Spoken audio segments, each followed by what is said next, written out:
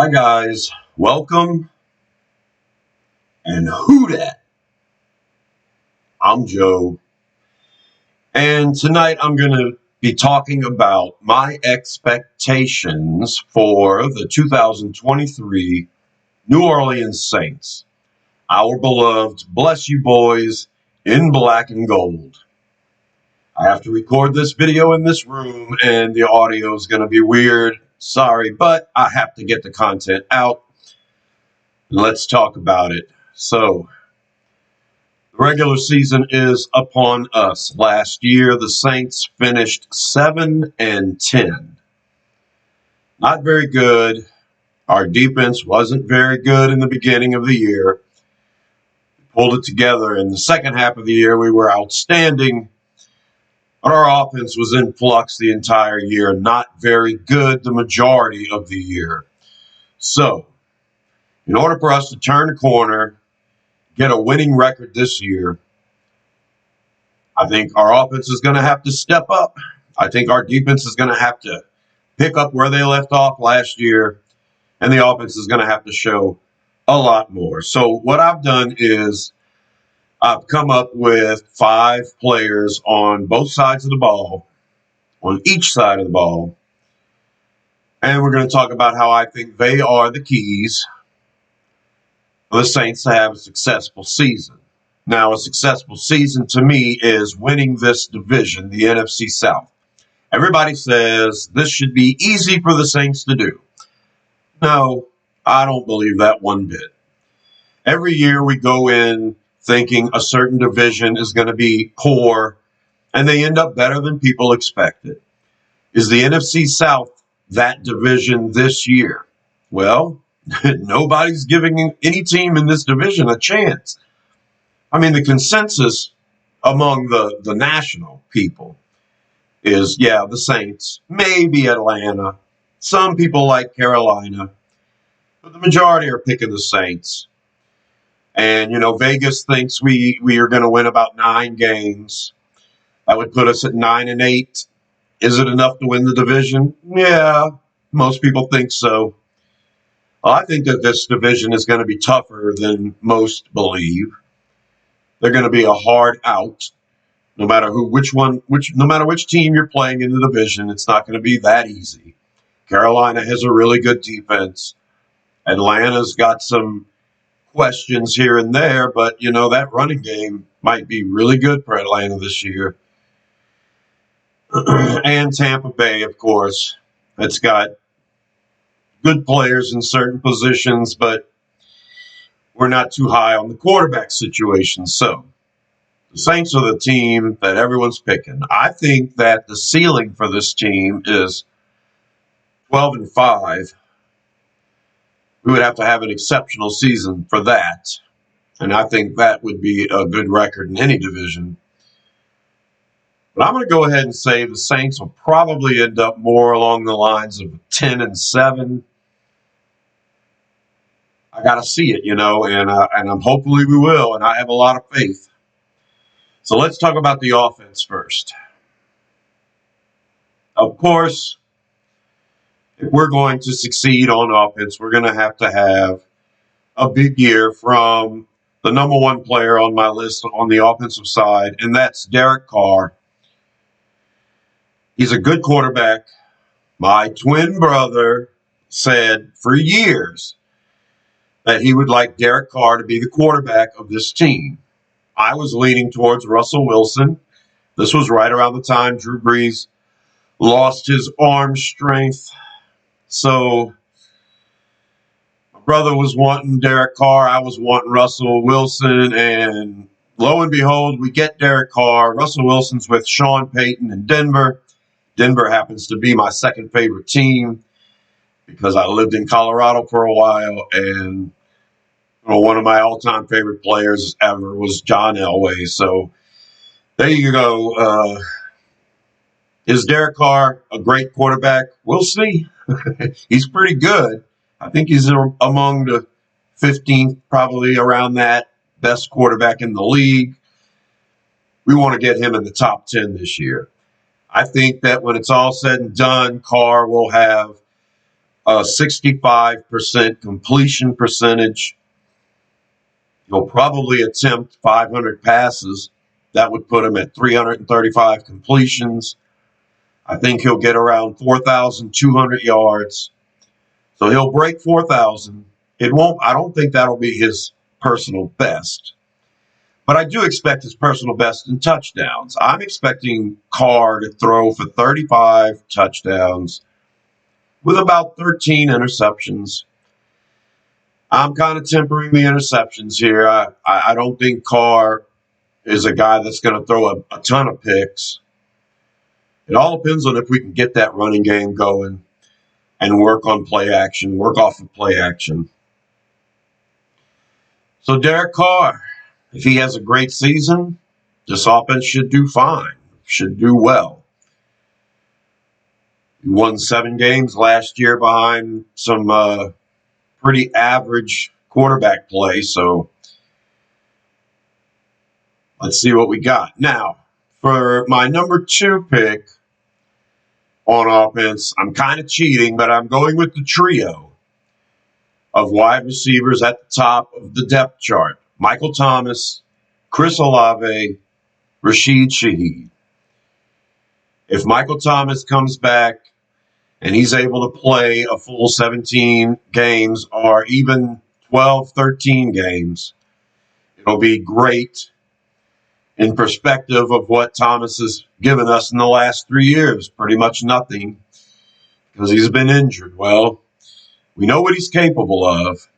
I know he's in his 30s now, so no one expects him to catch 140 balls. That's not going to happen. Michael Irvin couldn't do that. Jerry Rice couldn't do that. And I don't know if Michael Thomas is able to do that, even though he's done it before. But I expect Thomas to catch between 50 and 80 balls, somewhere around 60 to 70 balls. He may lead the team in receptions. I think Thomas will find the end zone a handful of times, 7, 8 times. That's my expectation for Thomas. Chris Olave is our second-year pro who everyone expects to lead the receiving corps. He'll probably have 70 catches for over 1,000 yards. If he can find the end zone 5 or 6 times, that'll be fine. And I'm assuming Olave will lead the team in receiving yards. He may also lead the team in receiving average. That may go to our third receiver, Rashid Shaheed. I feel like he'll probably catch between 40 and 50 balls, probably 3, maybe 4 balls a game. But he may lead the team in average per catch. These 3 guys on the field at the same time present a problem for any defense. It's going to be really hard to double team anybody, especially when you consider Alvin Kamara and Juwan Johnson running around as well. And I think Derek Carr is smart enough to be able to read the defense and know where the double coverage is and where to go with the ball. And so we'll see. So I've got our trio of wide receivers at number 2 here. And either one of these guys could have a big game. And I think between Olave and Thomas, we're going to have ourselves a chance at wide receiver this year. Last year, it felt tough. Olave was our pure number 1 after all the injuries. We had a hard time figuring out what to do after that. And if you double cover Olave, it's going to be harder to get him the ball. He didn't finish the year very well last year, and that's because he was our bona fide number 1. And if they want to try to take Olave away this year, then Michael Thomas can come up big. If they want to shadow Michael Thomas, Chris Olave and Rashid Shaheed could have big years. All right, at number 3 on offense, a much forgotten player who won't be with us for the first 3 games. That's running back Alvin Kamara. Yep, this guy's great. No one can deny it. He's an incredible player. And if he doesn't get 1,500 all-purpose yards and see the end zone 8 or 12 times, then everyone thinks it's a down year. So I think with Carr, we're going to get the ball in Kamara's hands quite a bit as a receiver. We've been spreading him out in training camp. We've been lining him up at wide receiver. And Alvin Kamara can do all these things great. He wasn't utilized that way last year. So I expect Kamara to be a big part of this offense when he comes back from his suspension. And I do expect him to rush for at least 800 yards. And I expect him to catch at least 50 passes, which will put him over 1,000 yards all-purpose. And if he has a 1,500 all-purpose yard year, then yeah, we're going to be a really good offense this year. Alvin Kamara is one of those guys that you kind of hope he's really good, but I don't think anybody expects him to be the MVP of this team. And he's the kind of talent that can be. He's the kind of talent that can take over a game. And I expect big things from Kamara. I don't think – I got to get this, guys. 1 second. All right, I'm back. And let's go now to number 4 on the offense. A real unforgotten, unsung hero of the Saints, Taysom Hill. Taysom Hill is always that one guy. Everybody talks about the Saints, what's going to happen with the quarterbacks, the wide receivers. I've been doing it. How's that defense look? And then Taysom Hill comes in and takes over a game. Taysom Hill, I like to call him the spark plug. There are times in the last couple of years when this offense just could not get anything going, and then Taysom Hill provides that spark. And once he does something good, the rest of the team feeds off of it. Taysom can do a lot of things, but of course, he's going to line up at quarterback and run with the ball. And in order to do that successfully, he's going to have to throw it a few times too. I hope that Taysom Hill can get behind center at least 10 times every game and run out of that formation at least 6, 7 times. And he's got to throw it 3 or 4 times, 2 or 3 times. He's got to make some throws. He's got to keep those safeties honest. And, there's the potential with Taysom as well of having a big special teams play. We haven't run a fake punt in a couple of years. Taysom's always the up back on punts. He hasn't blocked a kick yet, but he can do it all. He can return kicks and punts. And I want Taysom Hill to get the ball in his hands a few times a game and see what we're working with. If he can make it happen like he did last year against Seattle. Seattle knew it was coming, and they still couldn't stop it. And that's the kind of stuff we get from Taysom Hill. He is an unsung hero for the New Orleans Saints. And at the end of the year last year, he was on my short list for most valuable player. He had his best year as a runner, and I expect him to get at least 500 yards rushing this year from the quarterback position. Now, the Saints have allocated Taysom Hill as a backup quarterback officially on the depth chart now.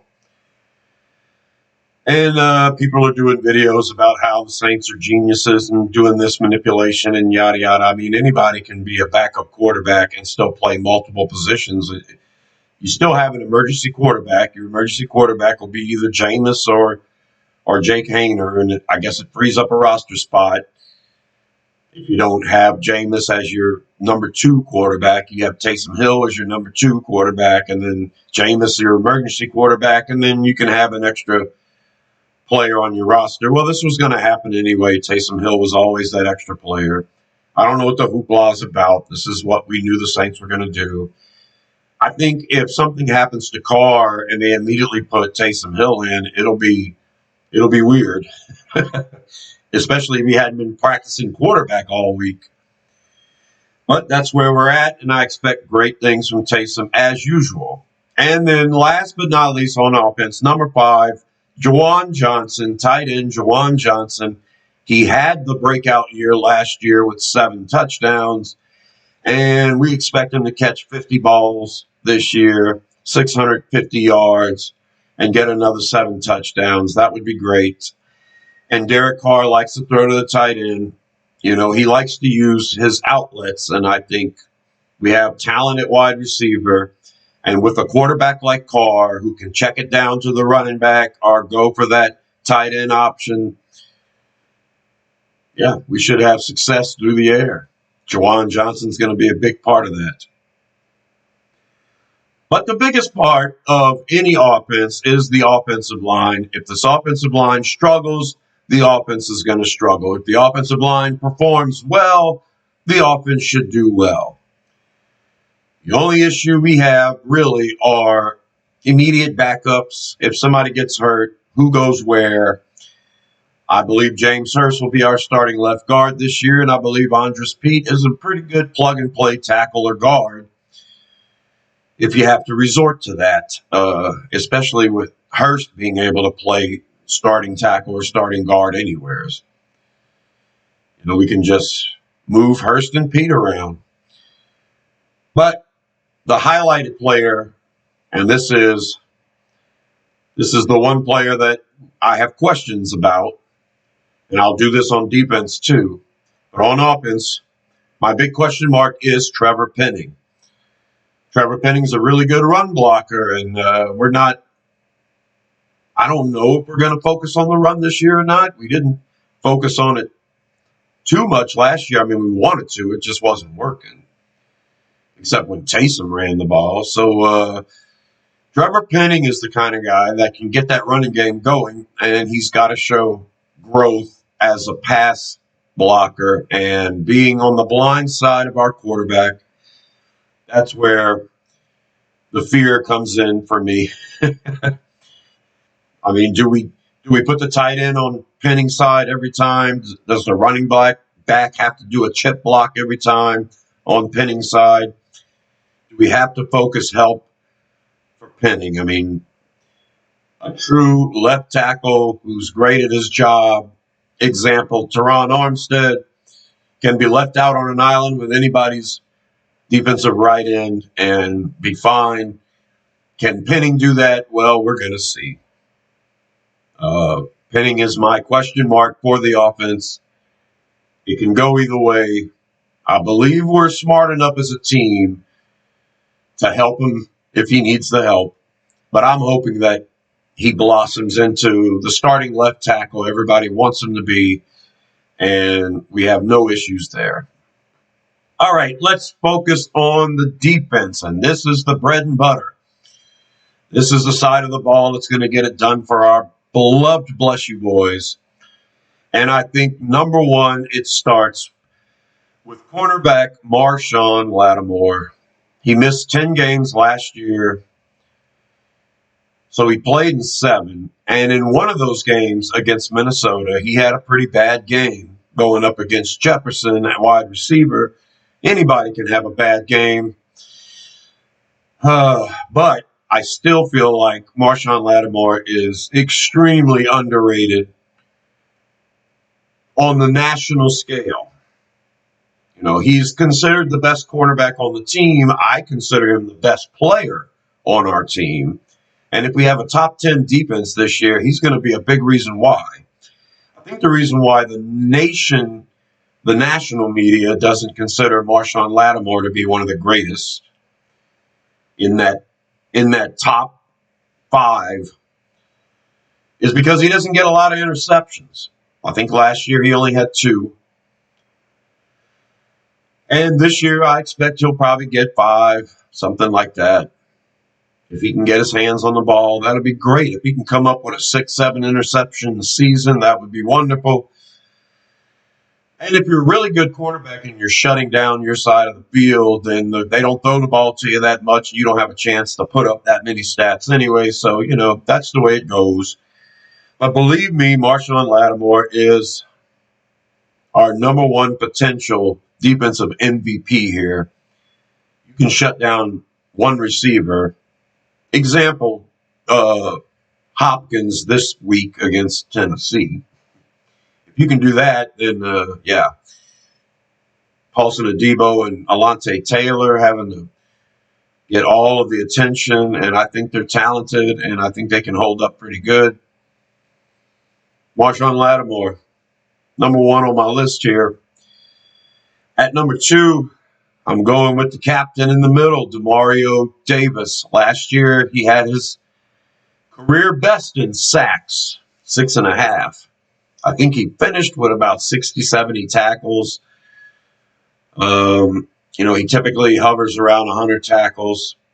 He was exceptional last year. As always, I don't think he'll get to 100 tackles because I don't think he really has to. He's got a guy right next to him that gets a lot of tackles as well. So last year we had Pete Werner and Caden Ellis combining for a ton of tackles. I mean, I think if Pete Werner would not have been hurt last year, he would have definitely led the team in tackles. And that's who I have at number three. People seem to forget how great Pete Werner is till he's out there running around all game long. And I expect Werner to lead the team in tackles every week. If he stays healthy, he'll probably lead the team in tackles. Pete Werner is a phenomenal player. And another reason why Davis probably won't lead the team in tackles, because between both of these guys, Davis and Werner, you'll get 150 tackles. Werner's a very good player as long as he stays healthy. If he can play a whole season without getting hurt, then the rest of the league will realize how good this guy is. I got him here, number three, potential MVP for our team on the defensive side. At number four, I've got the Honey Badger, Tyrann Mathieu. He's got a full year with the Saints under his belt now, and he actually led the team in tackles last year. And he led the team in interceptions as well. And I think he's going to grow in that. I think he'll have twice as many interceptions this year. And hopefully he doesn't have to have as many tackles because we get the job done with the front seven. But Tyrann Mathieu is another player that people know he's a good player. They don't realize that he's so good that he can turn a defense into a top 10 defense, much like Lattimore, Davis, and Werner. They all play at the top of their game, including Tyrann Mathieu, and we can see a special defense here. And at number five, I've got old man Cam. He led the defensive line in sacks last year. He led the team in sacks, 8.5. We're used to Cameron getting these kinds of numbers. We want double-digit sacks. Not sure if old man Cam's got it in him to get double-digit sacks this year. But as far as the defensive line goes, I'm pretty sure he'll lead in sacks again. You never know what you'll get with Peyton Turner or with Carl Granderson on the other side of the line. But Cam's a guy that we can count on. I feel like he will lead the line in sacks again because he'll be on the field longer than everybody else. And, that's my top five now. Who is my questionable player on defense? Well, it's a guy that nobody ever talks about, Nathan Shepherd. Nathan Shepherd is inked in as a starting defensive tackle alongside Colin Saunders. And we haven't heard a lot about Shepherd in mini camps, OTAs, training camp, even the short time he played in the preseason. I mean, we're not seeing anything from Shepherd right now that jumps off the page. He's got to go in there and be able to stop the run. He's got to be effective against the pass when he's in there. And he's just a big question mark for me because I don't know what we're getting from him. I'm assuming he's better than Shy Tuttle. I'm assuming he's comparable to Onyemata. We're hoping. And I'm really hoping that he's not a liability in the run game. But a guy that I think is not a question mark in the middle of this defensive line is Colin Saunders. When it's all said and done, I believe the play of Colin Saunders in the middle of the defensive line is going to be what what the stats won't tell you is that he's the reason why everything else is working. I think he's a huge free agent addition to this team. And I think the longer we see him on the field, the more we'll see this defense flourish. I think Saunders likes playing the run. He can take on double teams. He's got the athleticism to make something happen if it's a pass play. But I think he's the key here. He's the unsung hero, much like the offensive line doesn't get a lot of the credit because you don't see the stats. Colin Saunders is another one of those guys. You won't see the stats. He won't get 6, 7 sacks. He's not going to lead the team in tackles. But his presence in the middle is going to free up the linebackers, free up the defensive ends, makes the front seven so much better, and that in turn makes the cornerbacks and DBs much better. And yeah, I kind of love Colin Saunders right now. So he'll be my unsung MVP if this defense flourishes. You're just not going to see it on the stats. All right, guys, that's my breakdown of what I think is going to happen this year, my expectations for the Saints. I believe if these great players stand up, play to their potential, just a couple of them have great years, maybe above and beyond what we expect from them, then this team should do well. Everyone says we have an easy schedule, and I think if we go from a 7-10 team to a 10-7 team, that we've shown a lot of progress. A lot of this could come down to just made field goals and just staying on the field longer on offense, getting a few more first downs, controlling the flow of the game. My cat down here is tearing me up. Stop, Sam. And yeah, it'll be wonderful. I'm not going to mention Blake Grupe. I don't want to be screaming for Will Lutz in the middle of the season. Where's Lutz? Where's Lutz? I want Lutz to succeed in the mile-high air of Sean Payton's world now, and I want our guy Grupe to do really well. A little nervous about special teams, but I'm also nervous about the penalties. But we'll see, guys. I'm going to do a video later on this week previewing the first game of the regular season as our Saints take on the Tennessee Titans. This is going to happen later on in the week, so subscribe to Rosenfield 10 for more videos like this. I'm Joe. I'll talk to you later. Who dat?